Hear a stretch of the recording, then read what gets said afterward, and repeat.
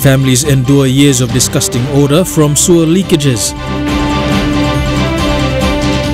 Mine workers injured in road accident. And timely assistance to Netball PNG from New Zealand.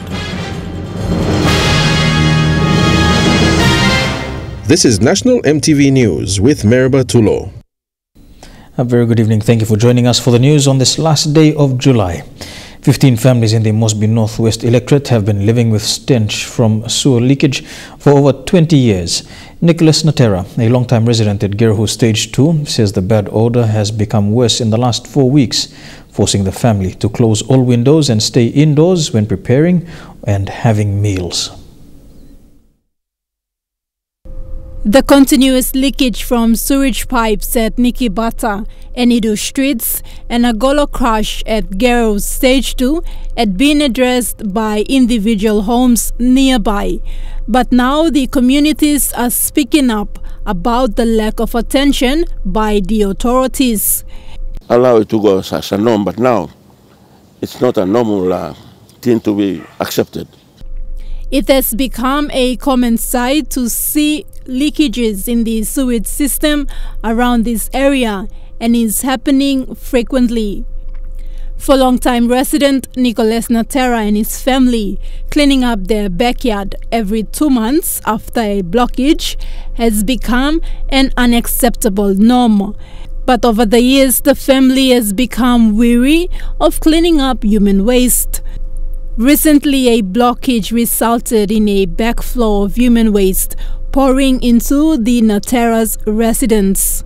During the evenings when people come home, they flush. The smell comes up and we all go to one corner and close all the windows and spray so that it keeps the smell down and we try our best to eat. But then that smell is always inside and outside. So it's affecting us. The mess has left the family frustrated over the delay in authorities responding to this health hazard. There's blockage around the other houses. They all come here, and that when big blockage, this is what happens. And it's health hazard to my family and the surrounding areas around it. So we're pleading to the RANU or those in authority, please come and fix this. Because now it's becoming a breeding place for mosquitoes too. In Port Moresby, the RANU is responsible to clear up such blockages and have yet to respond. Thekla Gunga, National MTV News. The people of Dobu Island in the Esala district in Milne Bay province have been affected following an earthquake last night. Over 1,000 people have been evacuated after continuous quakes measuring 5.3 after 10 p.m. Authorities from Milne Bay Disaster and Emergency are monitoring the situation. According to a reliable source, no injuries were sustained or reported in the last 24 hours. However, people have remained shocked and are traumatized. Authorities have warned people not to return to the island until a proper assessment is carried out by authorities. Ramoniko allied workers are calling on the company to look into issues affecting workers. The call comes after 7 of the Kurumbukari mining workers in the Usunobundi district of Madang sustained injuries in an accident yesterday morning. These 7 men are workers from Kurumbukari mining area. They were taken to Modilon General Hospital yesterday after the bus they were traveling on overturned. Driver of the bus, Kawage Onguo, says the bus he was driving is faulty and was previously grounded, but they were forced to drive the vehicle.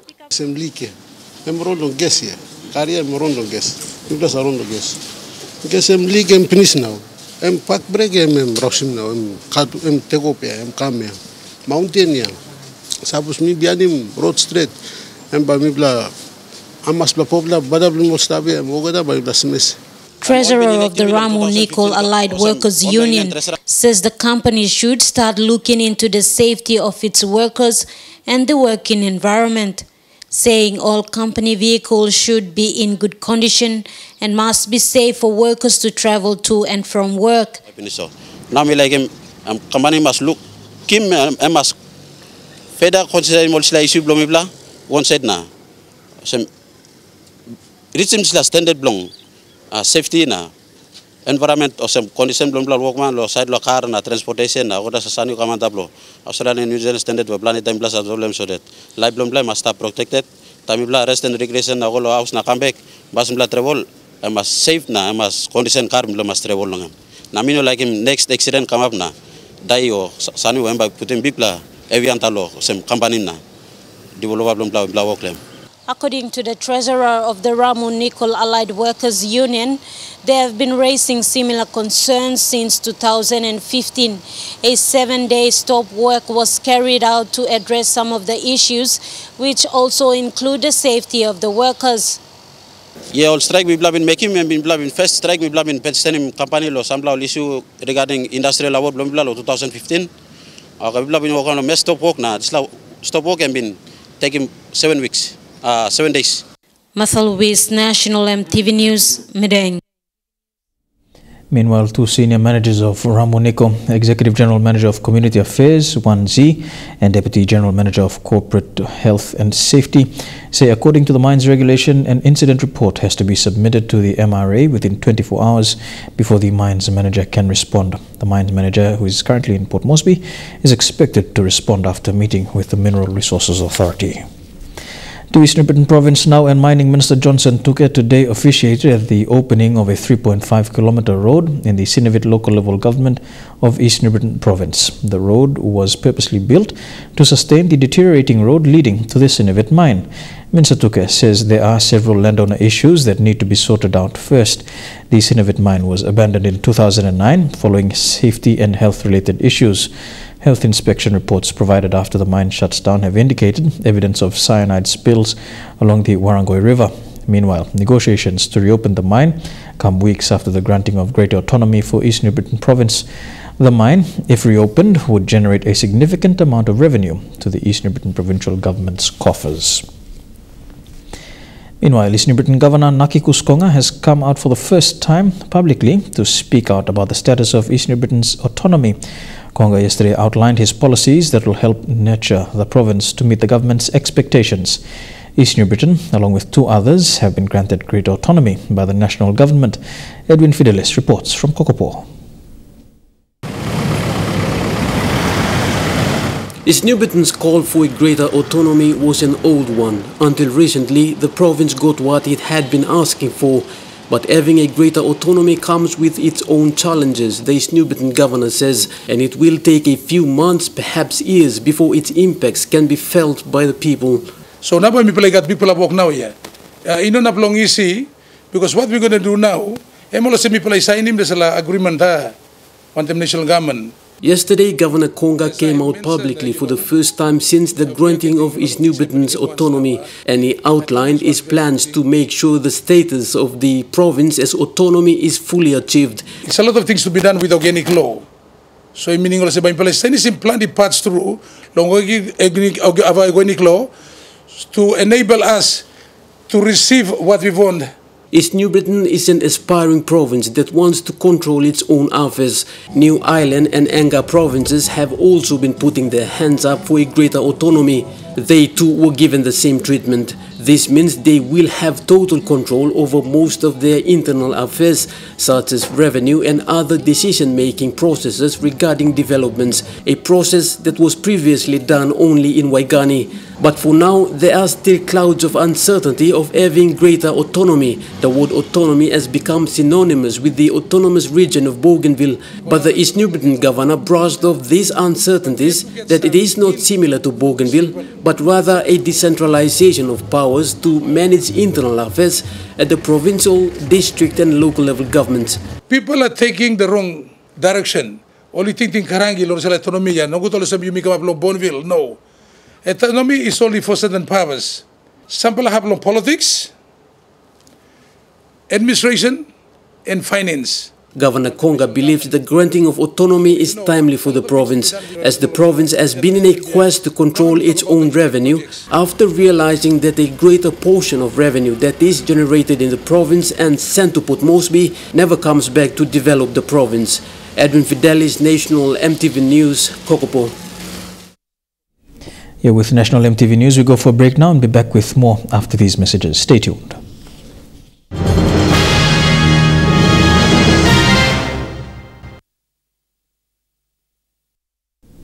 Welcome back to the news. The country's competition watchdog has welcomed recent amendments made to the ICCC Act. The amendments to sections 81 and 82 of the ICCC Act now make it mandatory for businesses to seek clearance and authorization from the ICCC prior to entering into any major acquisitions or mergers. The amendments were passed by Parliament last week. In the last Parliament sitting, MPs voted to accept amendments to the Independent Consumer Competition Act, which now make it mandatory for companies wishing to undertake acquisitions to declare their intentions to the ICCC. The amendments are for sections 81 and 82 of the ICCC Act, which relate to the clearance and authorization processes to review any potentially anti-competitive business mergers and acquisitions. Having a voluntary regime, a system of premature notification for the last 16 years have not worked well for the economy. The ICCC, as the competition watchdog, encountered a range of issues relating to potential anti-competitive acquisitions. The amendments come at a time when several big acquisitions have been announced and are in the final process of being completed. And whilst these amendments are not retrospective, there are areas that can be enforced through the amendments. The ICCC has also been quick to reassure businesses that these changes to the legislation are aimed at fostering more competition within Papua New Guinea. These amendments are done purely to foster competition in our economy. All other interventions, the government direct interventions, and the economy does not seem to be responding. But from where we are sitting, we are looking at competition as one of the remedies that will bring about in the long term. Competition itself will solve the market problems itself. Parliament's approval of the amendments completes a process which had seen the ICCC conduct consultations with various stakeholders beginning in the year 2014. Although this new amendment doesn't affect consummated acquisitions, there's still provisions under the ICCC Act which allows us to review those completed acquisitions so that they're not out of the woods yet. And whilst the ICCC is pleased with the support from Parliament in approving these legislative changes, it is also aware of the need for improved enforcement of the ICCC Act, particularly in regards to mergers and acquisitions. There may be some markets who had intention to buy or sell or merge, all these things. That's now we are letting them know that it's now mandatory, that you don't avoid this, but then there is a penalty that we will be applying. So therefore, you need to come to us if they are qualified under the two thresholds that we've provided. 5 settlements in the nation's capital have been given proper land titles to mark the launch of the NCD Settlements to Suburbs project. Launched today by NCD Governor Paus Pakop and his Open MPs, the project is aimed at transforming all settlements in the city to proper suburban residential areas. Hundreds gathered today at the Sedzongai Stadium to witness this historical event.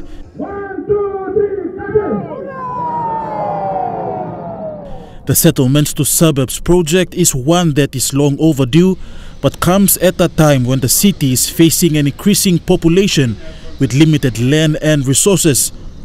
The project will see all settlements in the city be transformed to suburban areas. This means proper allotments and land titles will be issued to settlers, followed by proper services like water, sanitation, electricity and roads. This process will take time. However, Mosby Northeast MP John Kaupa believes it can be achieved if settlers cooperate with NCDC and the government. You must cooperate, you must get respect all officers for me, you must get respect all leaders for your community who want to identify the real owner. Before we create allotment, we create section and give it to you. And that is for your lifetime. Similar views were shared by Lands Minister and Mosby South MP Justin Tachenko. He says settlers must also consider customary landowners and this project must be a win-win for all parties. The minister says this will be one project that will change the nation's capital. As Lands Minister, I look forward in awarding the titles to you people through the proper process at the end of the day. I look forward for you living in a safe and sound and healthy suburb environment. This is the first title emblem Moitaka race housing na go down also. Meanwhile, marking the start to the 10-year project, 5 titles were given to settlements in the northeast area. These are the Moitaka, Rauna, McGregor Hill, 9 Mile and the Morobe Block settlements. NCD Governor Paus Pakop described the project as a quantum leap of change for the city as it brings forward the global agenda of urbanization and modernizing the standards of living in the city. The condition that you all face, our people face, and live in the city settlement for the last 43 years plus, it's not normal. It's not acceptable. It must end. We must reject it. We must pray for a better quality of life, better standard of living. Stanley Ove Jr., National EMTV News. Morobe Governor Ginson Sauno has announced plans to mobilize land to allow for the development of a second provincial city at Nadzap. He made this known when presenting the province's development plan to National Planning Minister Richard Maru this week. The development of Nadzap has been identified as a key priority, with the province looking to prepare for an influx of traffic due to several major projects within the province. Morobe Governor Ginson Sauno this week presented a list of proposed development plans for Morobe Province to National Planning Minister Richard Maru. Much of these centered on the development of Nadzap and the Greater Makam Plains. According to Governor Sauno, the provincial administration is now working on a land mobilization plan to protect landowners from illegal land grabbing. That your government, your provincial government, my government is there for you to stand with me and work for the development of your land, so that anything happens, your government will be your fallback position. Governor Sauno says the proposed development of a second city at Nadzap is to complement its stance on the no fly-in fly-out for the upcoming Wafi Golpu mining development in the province. This is to ensure that the province receives maximum economic benefits. We cannot just talk about it. We know we have land to get the accommodation and all the facilities that are needed by the employees of the mining. That's why we are saying no fly out and fly in. In receiving the development plans from Governor Sauno, National Planning Minister Richard Maru said the move to develop Nadzap as the second city in Morobe Province was timely, especially at a time when the province was on the verge of realizing major economic projects, including the much talked about Wafi Golpu project. The airport development, of course, Wafi Golpu mine, and we're looking at the airport city for Nadzap. My appeal to the people around Nadzap and along the way from Ley to Nadzap, please, you will last place, no can salim or grant unnecessarily. Let's plan it properly, have a proper the corridor, the development plan, build a proper city, provide proper services, so it looks like Nadzap city is really organized. Minister Maru has also reaffirmed the national government's wishes to develop Nadzap, with the minister also announcing that there is already interest from donor partners to see Nadzap developed into an economic and tourism hub. Secretary and myself will this week sit down and look at appointing a team leader from National Planning to work with the government, Lands Department and others, all the other state agencies, to look at all the land and put together a plan and start to design cost and make sure that part of that costing is kept in the budget for next year. Otherwise, we'll be talking. We need to make it happen. The NCD Health Division is seeing promising results as TB is curable and success rates in Port Moresby have reached the 70% mark. NCD Health Provincial Advisor Dr. Jerry Tanome says the favorable results are a result of a joint effort by the National Health Department and its development partners. The promising statistics shows a positive step in the National Capital District's fight to eliminate TB, especially on a national scale.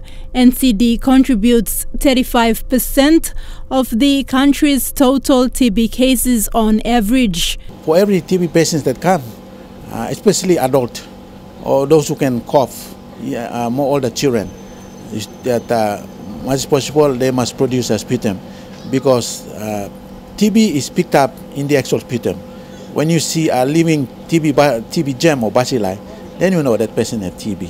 Yeah, and so this is very important initiative and support that is provided by these various partners in NCD. The curable and success rates for the first quarter for 2018 are 71% and 70% respectively, and are measured against 2013 figures. Those conducting medical checks were advised to encourage TB patients to complete their dose, eat healthy meals, and refrain from smoking. The other important outcome is what they call defaulter rate.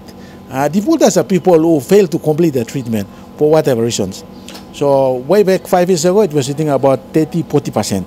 All right, and these are the people who actually contribute to drug-resistant TB. Drug-resistant TB arises from people who fail to complete it. And normally the TB is within the first, if you got TB of the lungs, within the first two months, you actually feel better very fast, as long as TB responds. And you think, oh, TB is gone. But in fact, TB is a very unique bacilli. It hides away. What they call, they are among the TB bacilli, there are groups that actually go and hide somewhere within the body. Okay, here we go. Yes. All right. At the launch of the new TB laboratory at the Badili Clinic today, development partners were acknowledged in the joint effort to fight TB. Badili becomes the second clinic in Mosby South to have lab facilities, and clinic manager Sister Tina Peter is grateful for the support. That we have to check all the sputums for TB, and we didn't have a lab. We have to send sputums to our patients. We collect the sputums here, keep them in the fridge, and then vehicle comes and take them to other clinics where they have lab. And then it takes time for the results to come back, and it was a very big problem. And our indicator, our problem with that is we never received results on time, and we had very bad report with that. So now that we are partnering with FHI 360 and NCD Health, Department of Health, was a very good initiative that we have come forward to put a lab here. Thekla Gunga, National EMTV News. Teachers from 22 primary schools in Leh District are currently undergoing a standards-based curriculum training. The training is facilitated by the primary school inspectors who were trained in June by the senior school inspectors from Morbe's Education Division. The system is expected to be rolled out in all primary schools in Leh in September. These primary school teachers divided into small groups to familiarize themselves with the SBC syllabus and teachers' guide materials. They discussed on how the lesson scripts and teaching plans are structured, which makes it easy for them to teach. Some of the teachers attending the workshop today gave their views on the standard-based curriculum that replaces the outcome-based education curriculum. In SBC, whatever lessons that I'm going to teach in Leh, in my school, it's same as teaching out there in Myanmar or New Island or Port Moresby or whereabout in Papua New Guinea. All the lessons are all prepared. The teacher is just going to look at the teacher's guide, pick out the lesson for day 1, week 1, term 1, put it again onto the weekly planner or a day book, and then use that to teach. More than 30 teachers from 22 primary schools in Leh District were selected to attend this SBC Trainer of Trainer workshop facilitated by the primary school inspectors of Morbe Education Division. The school inspectors were trained by the senior officers of the Education Division in June at Balop Teachers College in Leh. The training cost 26,000 kina. According to the education manager for Leh District, Kaumulaga, they still need more funding. 160,000 to Morbe province to roll out this program, but it is deposited into Balop Teachers College account. And during this TOT, probably they have used some of those during the inspectors TOT training, but in our district there's no help, and then probably during the cluster rollout too, I'm pretty sure that there will be no help from that PAN and also from municipal government. Leh District began their week training yesterday and will end on Friday. The workshop was funded by the district at a cost of almost 6,000 kina. Mr. Laga said schools were told by the Education Division to fund their own SBC training in the districts due to funding problems. Teachers also contributed in funding this workshop. This is very, very important. If district and assistant schools are coming in, I want the provincial government to try and step in so that we'll make this a success. Okay, we don't want to fail this very important program. Julie Badui Owa, National EMTV News, Leh. Here with Tuesday's news, we take a look at stories making headlines overseas after these messages. Don't go away.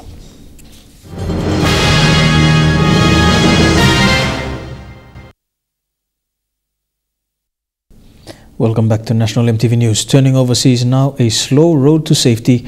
Hundreds of hikers are now painstakingly making their way down Mount Rinjani after becoming trapped following a powerful earthquake in Indonesia. 16 people have died as a result of the quake, and thousands more on Lombok Island have been left homeless.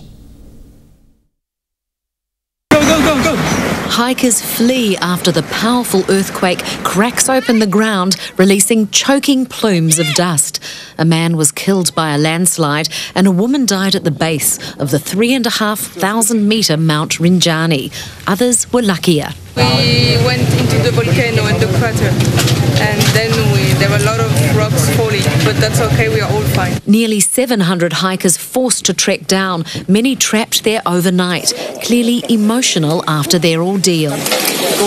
They're still traumatised. Most are too scared to leave and will stay in temporary shelters because of the ongoing aftershocks. Indonesia's president delivered parcels promising help for those still stranded. Search and rescue and the military are working together, and hopefully it will be over soon. New Zealander Rosalie Dobson lives in Kuta on Lombok Island and says the quake was huge. We rushed outside and palm trees were swaying, and I thought somewhere on Lombok has been hit really badly.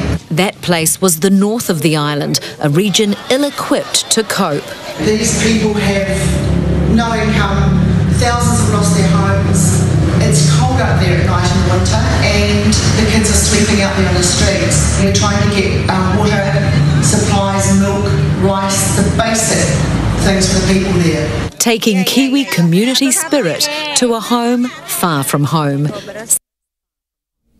To the US now, thousands of firefighters in California are making key gains as they throw everything at the out-of-control bush blazes across the state. But the battle to save people's lives and homes has come at a cost. 2 more fire crew have died in the fiery front lines. Tonight, California remains ablaze.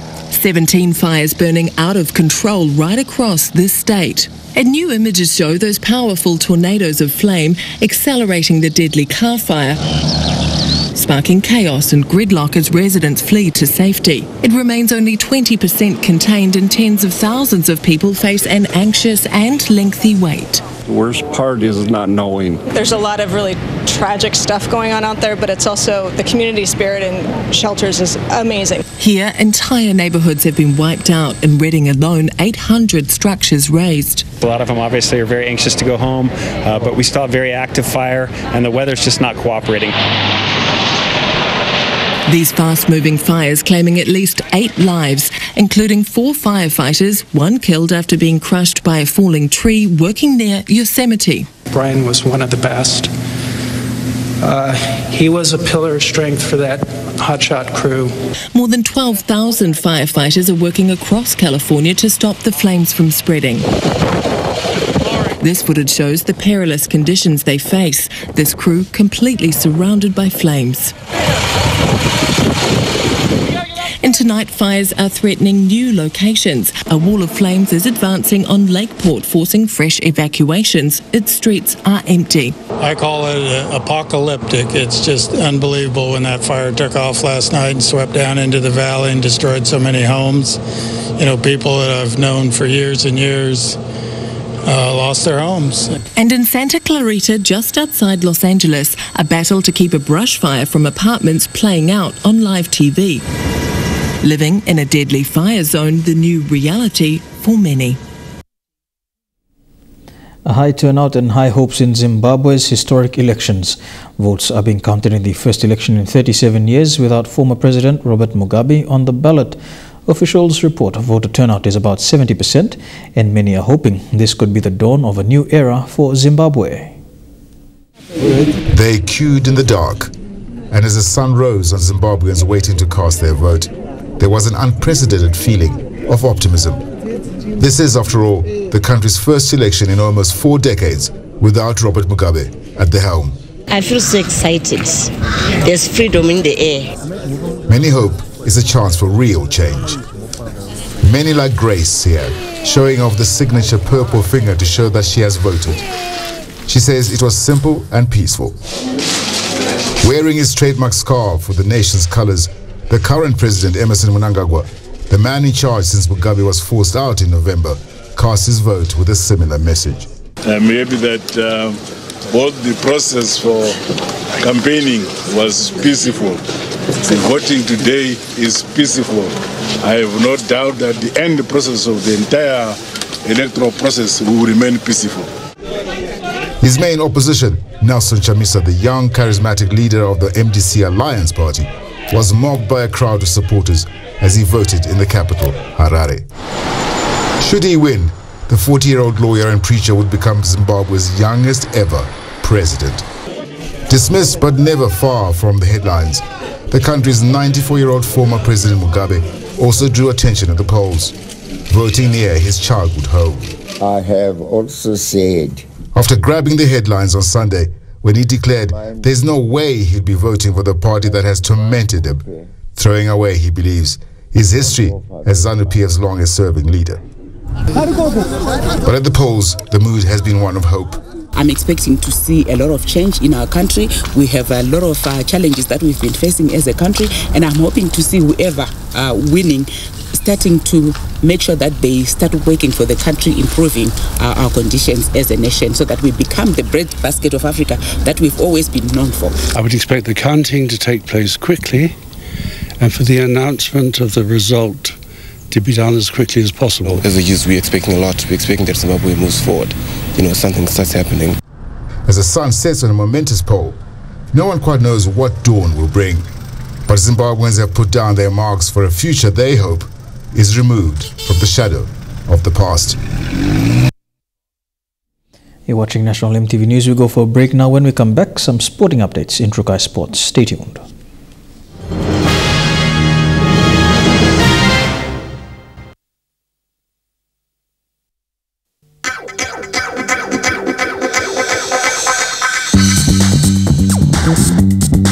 Trukai Sports.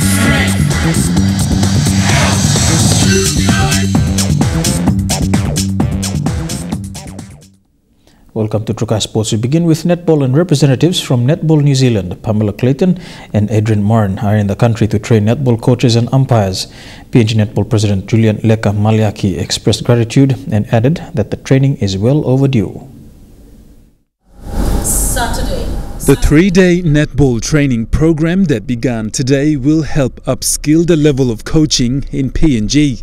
President Julian Leka Maliaki says it's a privilege to have representatives from Netball New Zealand work alongside their PNG counterparts. The intention is to identify, a number of trainers for as coaches and as umpires, because these people or trainers that we identify will eventually go out and reach the entire membership throughout Papua New Guinea to deliver coaching and umpiring programs. PNG only has 2 qualified international coaches, Helen Lawrence and Annie Yamo. The rest are able to referee at competitions but are not certified to international standards, but now with support from New Zealand coaches and umpires will gain valuable skills to add to their resumes. Whilst we want to do this and we know that it is important, we have been struggling.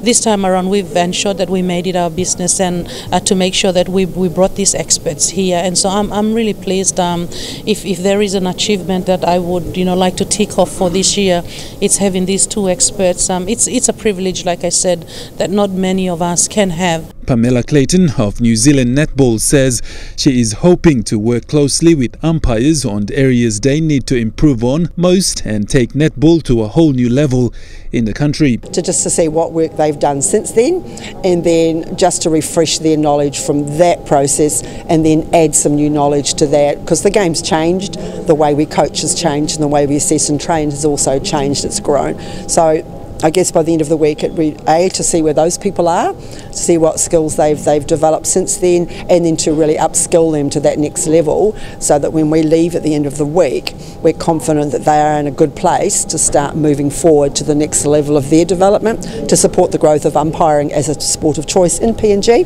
but also to really assist the growth of the game as a whole.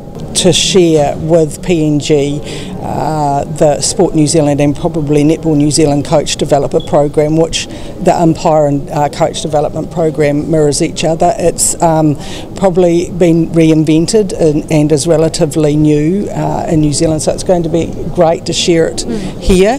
And as you've already alluded to, Julianne, we will take things away from here too, that we will learn about the people in PNG and how that program moves going forward. So there's obviously a wealth of experience in the room as far as coaches go, and we want to develop them into coach developers that they can then grow their own coaches in PNG. Currently, the two certified umpires in the country are helping their New Zealand counterparts with the training. Godwin Eki, National MTV Sports. The PNG Under-19 national team had a close friendly match against Manurewa Academy, losing 3-2 in New Zealand. Despite going up against a team that consists of a few A-League players, PNG gave their best shot. PNG had the lead in both the first and second half, but Manurewa came from behind to equalise and went on to seal the match with the winning goal in the 88th minute. However, coach Harrison Kamake said he was satisfied with the results and looks forward to the first match against Tonga this Sunday.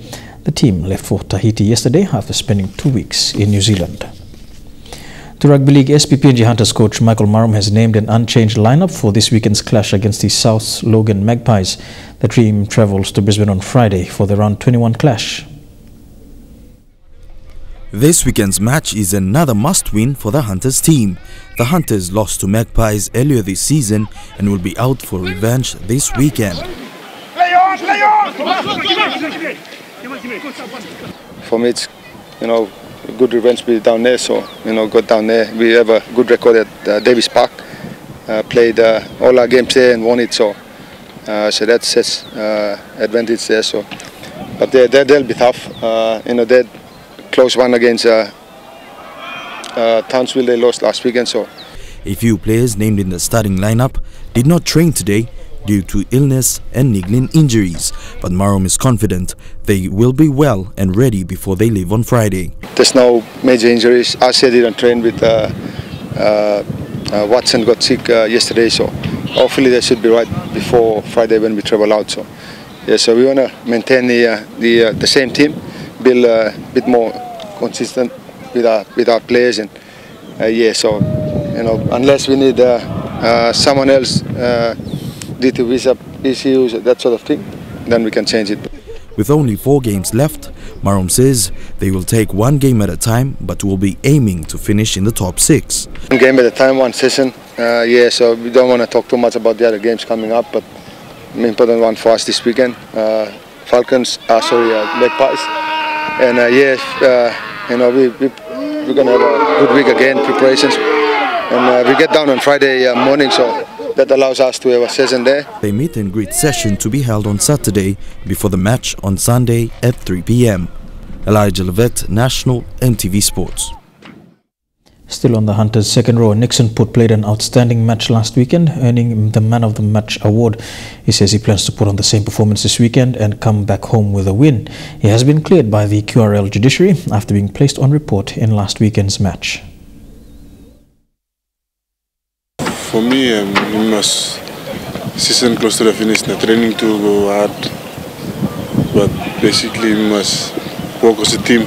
Start one them last 12 weeks, so we must start one them together as a team, play as a team to make winning games. At the moment, all boys will start together because last weeks remaining, so we start one them, making something on the team. Start as a team, so we're feeling alright. Don't go anywhere, we'll have more of Trukai Sports after these messages.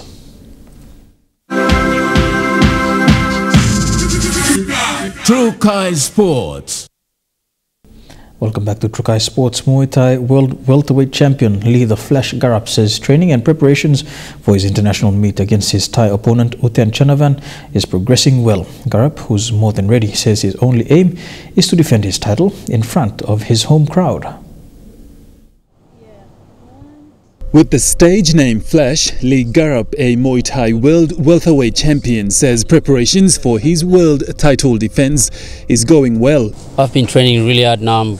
I think I've got maybe 200 grams to cut for the fight on Saturday, so looking forward to it. I'm really fit, and I'm working on my condition, especially condition. You have to be fit to take on the Thais, and especially my defense. The last time I won the world title, I think it's my defense that make me, give me the edge to beat the Thai, so yeah. So far, Lee has had 143 fights, of which he won 132 and 1 draw. Lee's opponent, Uthan Chanavan, a champion in Thailand, has had 211 fights, won 145 with 3 draws. Lee says his only goal for this fight is to retain his title, and he couldn't have it any other way but to have the fight on home soil in front of his fans. It's a need for me. I need to beat him.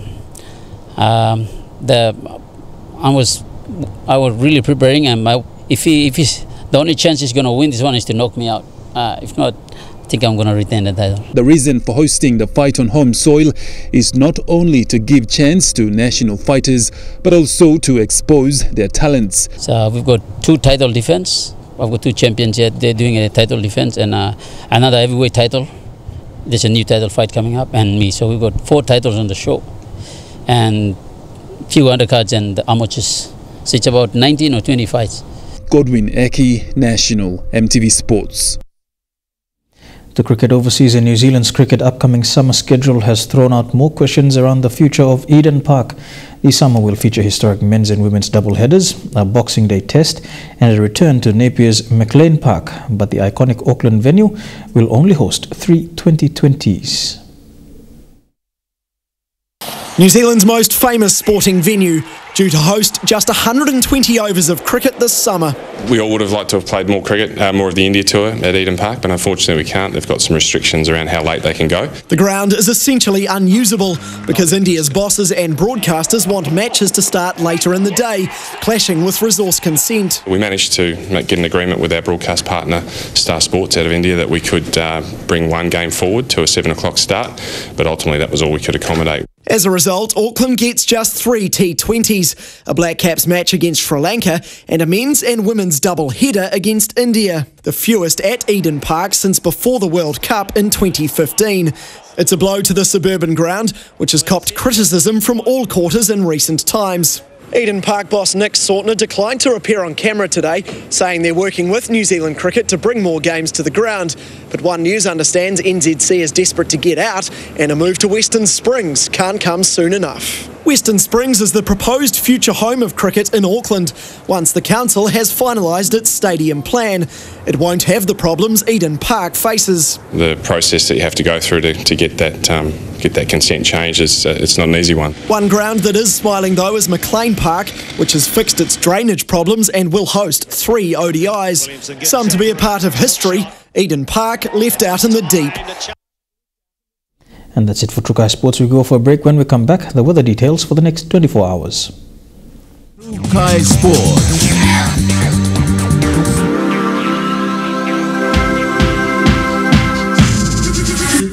Trukai Sports. The weather details were proudly brought to you by Dulux, celebrating 50 years in PNG and the only paint made in PNG.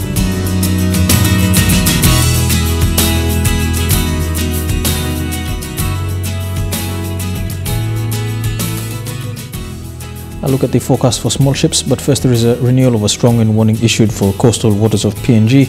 Strong southeasterly winds of 25 to 34 knots with gusts at times are expected to continue for the next 24 hours, causing rough seas.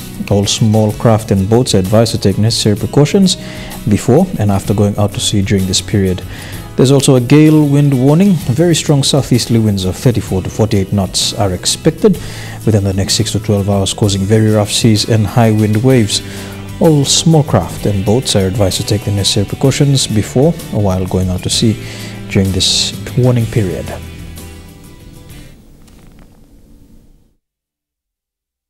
The weather details were proudly brought to you by Dulux, celebrating 50 years in PNG and the only paint made in PNG.